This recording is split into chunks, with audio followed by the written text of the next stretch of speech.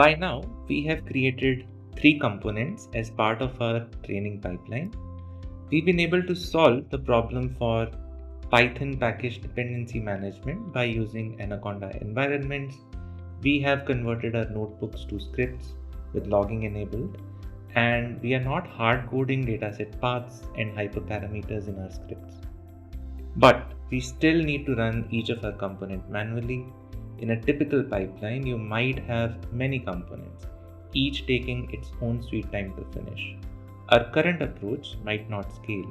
We need an orchestrator to run our components. We will use MLflow as an orchestrator. We will need to make some changes to how we are currently running our components. We will need to convert each of our component to an ML project by creating a YAML file that looks like this. Before we dive into the code, let's see what this YAML file means. For each component in a YAML file, we will describe the name of the component. We will also talk about the file that contains the Python dependencies, and we will also have to specify the command line parameters that our component script accepts.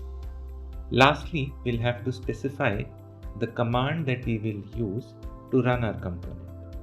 Let us now see how will we make changes to each of our component and convert them into an MLflow project.